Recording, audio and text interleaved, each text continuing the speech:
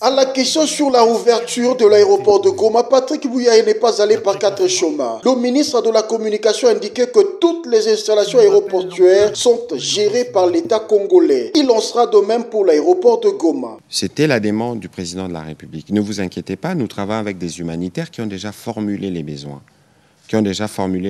Ici, j'ai aussi rappelé que l'accès à l'aéroport est conditionné. J'ai expliqué la AAC, j'ai expliqué la RVA et les rôles des uns des autres. Lorsqu'on parle d'utilisation des aéroports qui implique les aéronefs, c'est un monde qui est organisé, qui est structuré. Nous avons émis un NOTAM.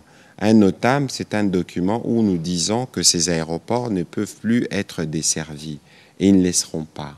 Aujourd'hui, pour des besoins humanitaires, nous allons décider de comment cet aéroport peut être accessible, de quel type de vol. Malheureusement, a relevé Patrick Bouyaye, cette initiative met mal à l'aise le Rwanda, qui estime qu'il n'y a aucunement de besoins humanitaires urgents. Maintenant, il y a la question pratique. Lorsque le Rwanda dit qu'il n'y a pas de crise humanitaire, ça veut dire qu'ils ne veulent pas coopérer parce qu'en réalité, c'est le Rwanda qui dirige les partis sous occupation. Parce qu'il doit y avoir un minimum de collaboration. Parce que nous, on peut convenir qu'on envoie des aéronefs sur place, mais s'ils tirent, parce qu'il ne faut pas oublier que les Rwandais ne sont pas à l'aise à l'idée parce qu'ils ont des matériels de brouillage. Ils perturbent des vols humanitaires. On le sait.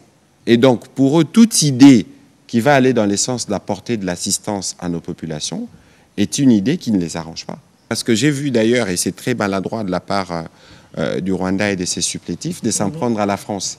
Vraiment. De s'en prendre à la France qui a eu la belle idée de faire cette conférence humanitaire. L'absence du géniteur de M23 est d'ailleurs une preuve en plus de ceux qui pensent que cette partie du pays doit demeurer dans des conditions infrahumaines. Mais malheureusement, ils ne pourront pas réussir parce que les ténèbres ne régneront pas toujours. Les discussions continuent et les populations de l'Est du pays continuent d'attendre. Elles restent résilientes au regard de toute cette situation.